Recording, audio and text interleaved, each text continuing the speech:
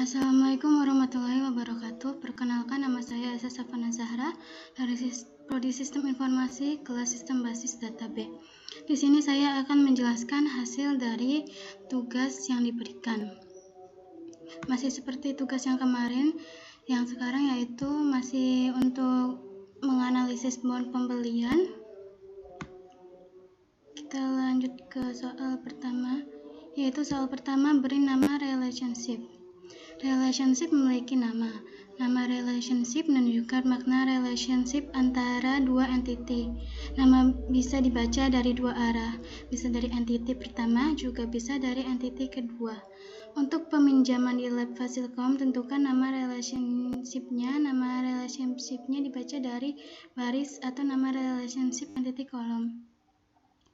Karena sekarang kita untuk menganalisis bon pembelian, jadi ini peminjaman di lab Fasilkomnya diganti untuk bon pembelian.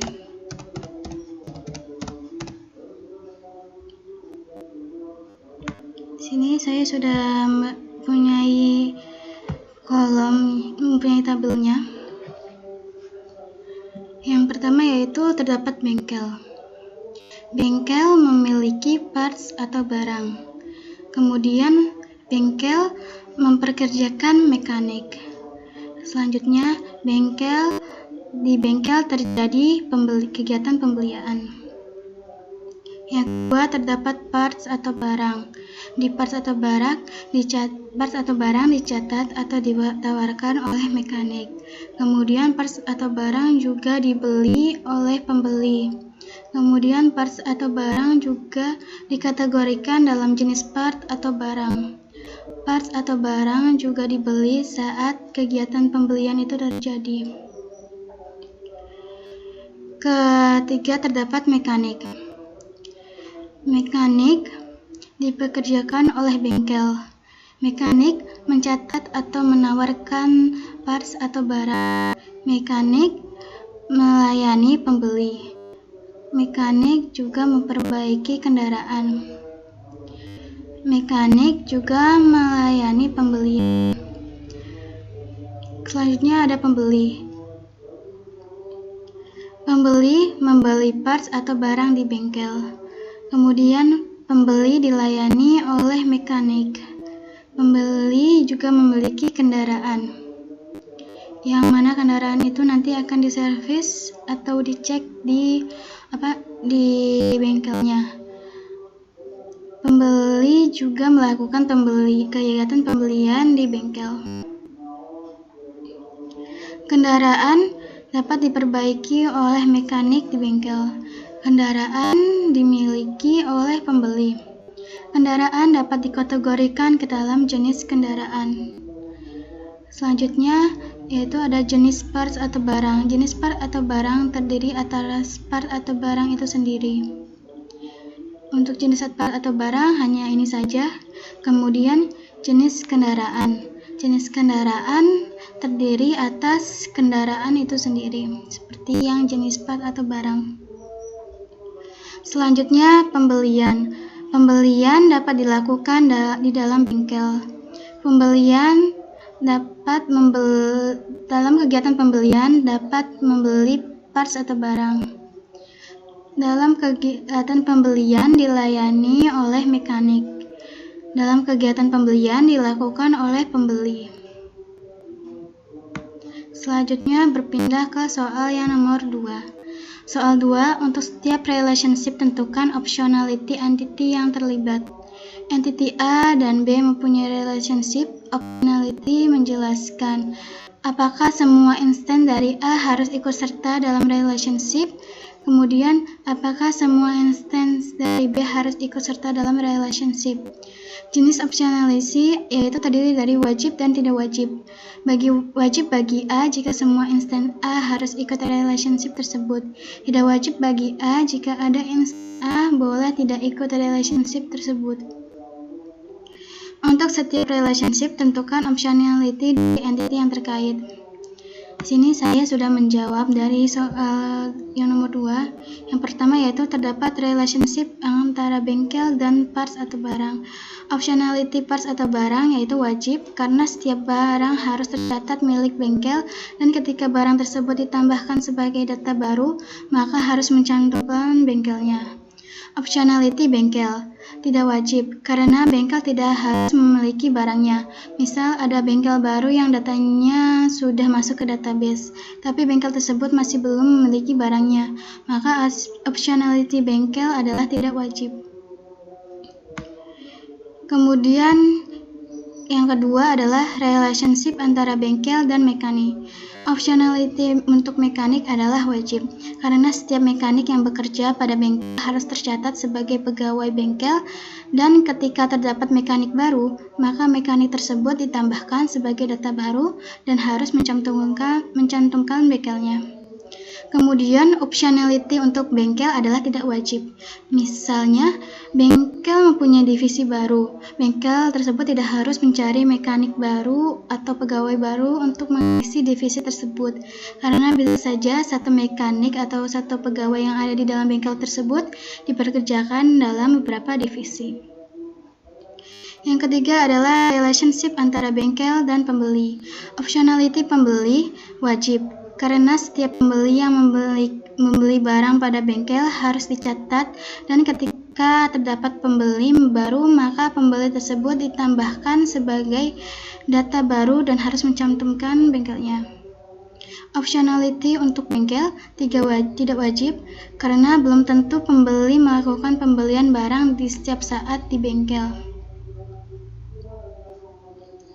Yang keempat, terdapat relationship parts antara parts atau barang dan jenis barang.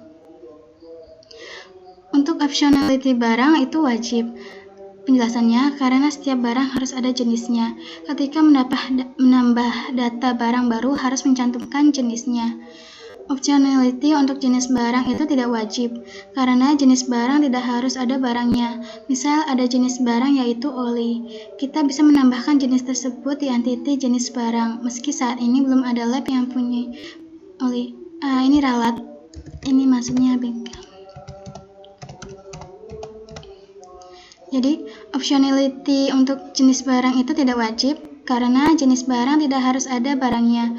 Misal ada jenis barang baru yaitu oli, kita bisa menambahkan jenis tersebut di entity jenis barang, meski saat ini belum ada bengkel yang punya oli.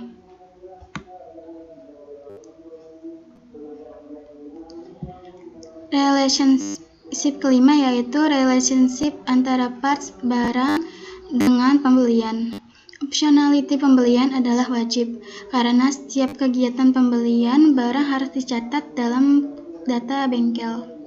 Optionality barang tidak wajib, karena tidak setiap barang yang ada harus masuk dalam data pembelian maupun dalam faktur pembelian.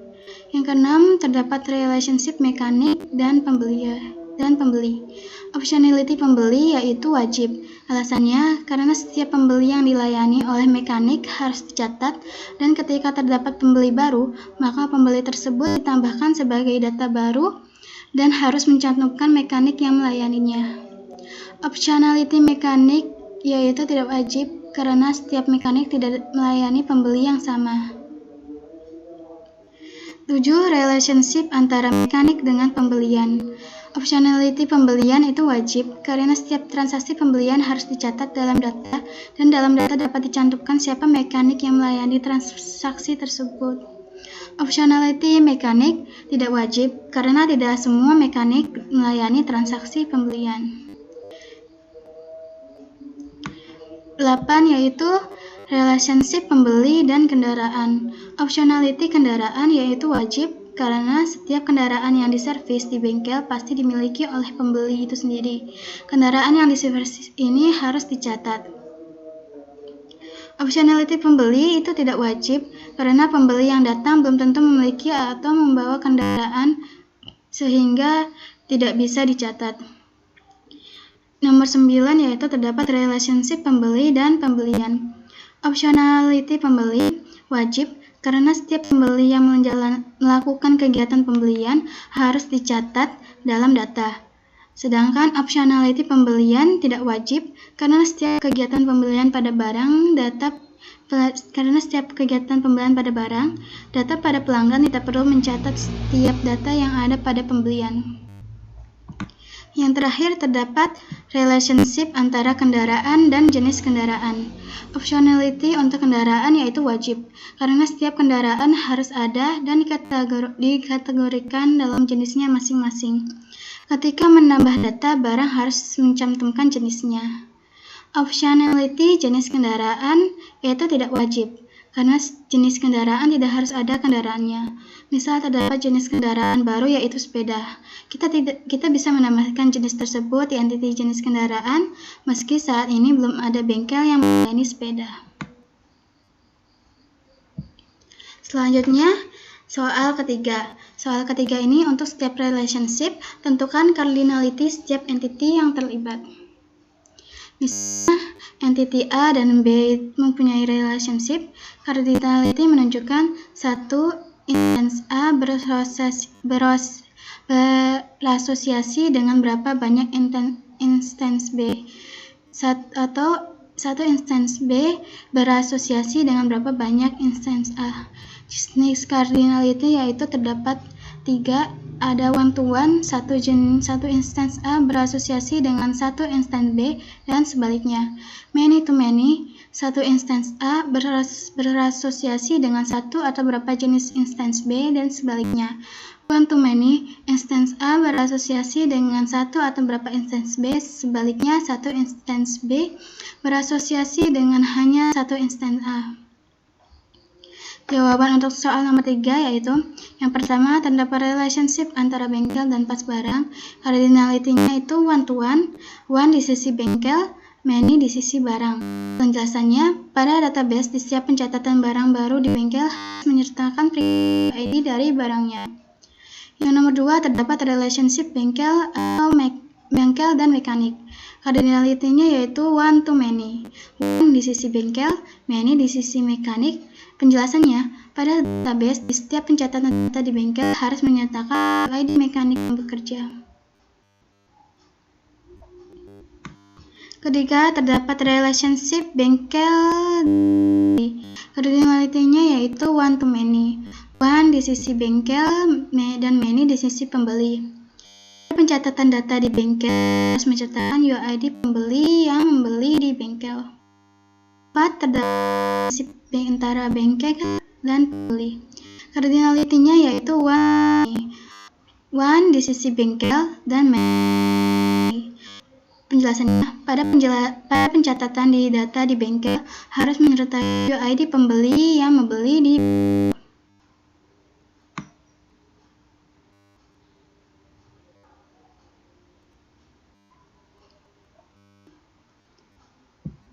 Kemudian 5 yaitu relationship parts barang atau antara parts barang dan jenis barang. Cardinality-nya yaitu one to many, one di jenis barang dan many di sisi barang. Penjelasannya, pada database di setiap pencatatan barang baru di tabel barang harus menyertakan primer. 6, relationship parts dengan pembelian. Cardinal adalah one to many, one di sisi pembelian di barang. Pada database di catatan pembelian dari UID dari pembeliannya yaitu 7, relationship mekanik pembelian. Cardinality-nya yaitu one to many, one di sisi mekanik dan many di sisi pembelian. Penjelasannya, pada data pencatatan barang harus menyertakan primer UID dan mekaniknya. Yang ke-8 ada relationship pembeli dan kendaraan. Cardinality-nya yaitu one to many, one di sisi pembeli sedangkan many-nya itu di sisi kendaraan.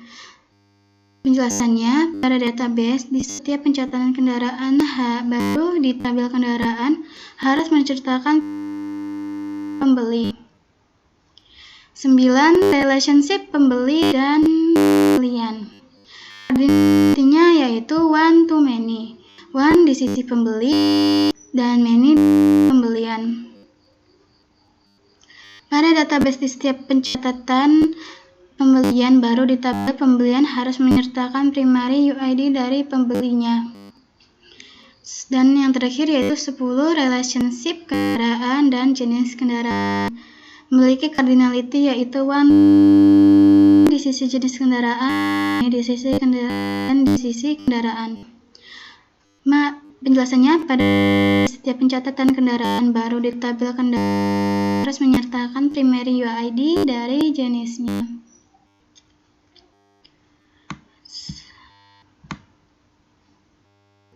Selanjutnya soal keempat yaitu membuat IRD.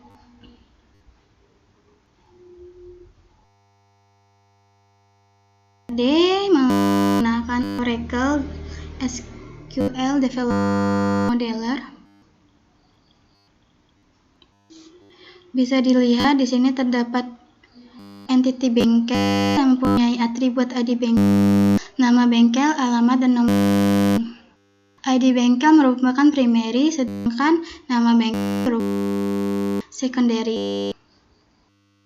ID bengkel ini merupakan kode unik yang hanya dimiliki oleh bengkel itu dan tidak dapat diubah. ID-nya itu tidak dapat diubah dari satu data ke data yang lainnya. Jadi setiap data itu memiliki nomor ID yang sama dengan bengkel yang itu. Sedangkan untuk secondary itu setiap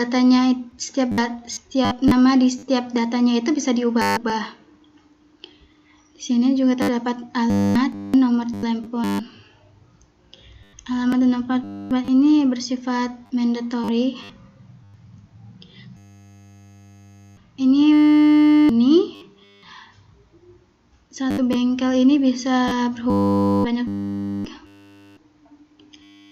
identity atribut mekanik dan nama mekanik. ID mekanik itu merupakan primary, nama mekanik merupakan secondary.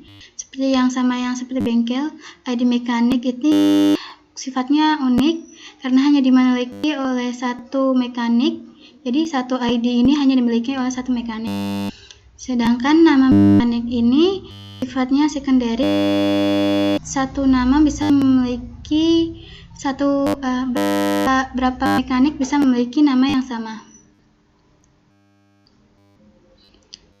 Terus ke bawah ini terdapat relationship yaitu bengkel dengan parts barang. Kecilin dulu, nggak terlalu digedein aja. Ini terdapat relasi bengkel dengan parts atau barang. Ini karena barang sedangkan barang itu hanya dimiliki oleh satu bengkel. Pada entity parts atau barang ini memiliki atribut kode parts, nama parts, harga parts, jumlah parts, dan diskon. Untuk kode parts ini primary karena kode parts ini seperti ID bengkel dan ID mekanik, yang mana satu kode parts hanya dimiliki oleh satu barang. Nama parts itu secondary karena nama parts bisa diubah-ubah dari data satu ke data yang lain, bisa berubah namanya. Terus terdapat juga harga parts dan jumlah parts. Yang terakhir itu ini bisa ditambahkan, bisa tidak. Terus pembelian. Entity pembelian ini terdapat nama faktur. Ini juga merupakan primary karena setiap pembelian itu hanya memiliki satu nomor faktur. Kemudian deskripsi ini sifatnya bisa tidak. Dari mekanik ini hubungan relationship-nya dengan pembeli yaitu one to many. Berapa pembelian dapat dilayani oleh satu mekanik. relationship antara parts atau barang, yaitu dari beberapa parts yang bisa dibeli dalam satu.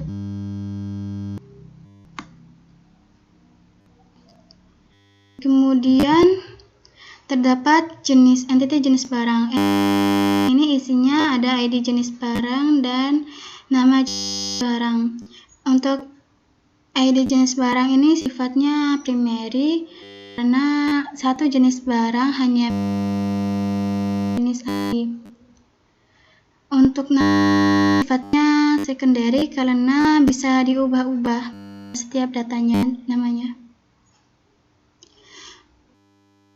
Jenis barang itu memiliki relationship dengan parts atau barang.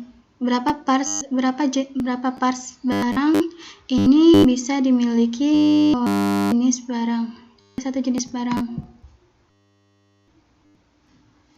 Kemudian terdapat entity pembeli. Entity pembeli ini di sini terdapat atribut ID pembeli dan nama pembeli. ID pembeli bersifat primary karena satu ID pembeli hanya bisa dimiliki oleh satu pembeli. Dan nama pembeli ini merupakan secondary karena nama pembeli ini sifatnya tidak bisa diubah ya. Selanjutnya untuk relationship pembeli ini relationshipnya ada dua, yaitu pembeli dengan pembelian.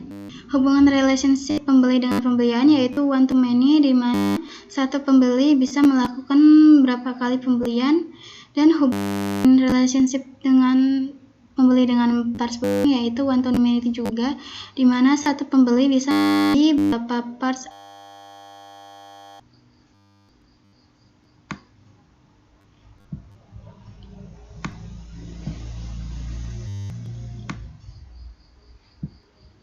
Kemudian terdapat entity kendaraan. Entity kendaraan nomor polisi yang merupakan primary, kemudian merek kendaraan yang merupakan secondary, kemudian warna kendaraan dan tahun kendaraan. Warna kendaraan dan tahun kendaraan ini sifatnya bisa diisi, bisa tidak. Untuk relationship-nya dengan pembeli yaitu one to many, di mana satu pembeli bisa memiliki beberapa kendaraan. Selanjutnya itu yang terakhir terdapat jenis kendaraan berisikan ID jenis kendaraan dan nama jenis kendaraan, di mana ID di sini adalah primary dan nama di sini merupakan secondary. Memiliki relationship dengan kendaraan yaitu di mana jenis kendaraan masuk ke dalam berapa kendaraan ke dalam satu jenis kendaraan.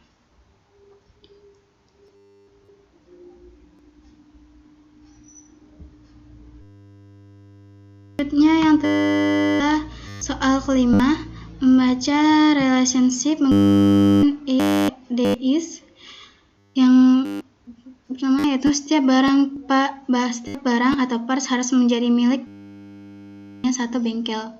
Setiap barang. Kemudian setiap mekanik harus bekerja satu bengkel. Setiap bengkel bekerjakan satu atau beberapa mekanik oleh satu mekanik, sedangkan satu atau lebih pembeli.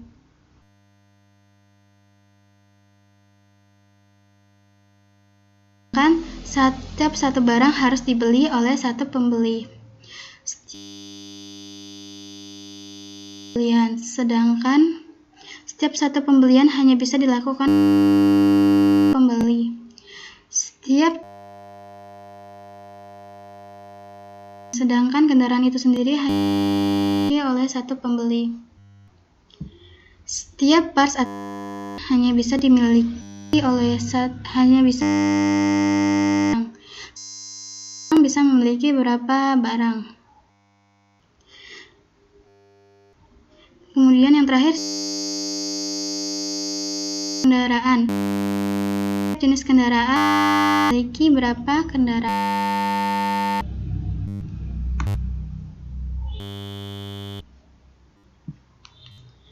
Baik, sekian. Sekian dari saya tentang penjelasan hasil tugas yang diberikan minggu lalu. Apabila ada salah kata, saya mohon maaf. Selebihnya, wassalamualaikum warahmatullahi wabarakatuh. Terima kasih.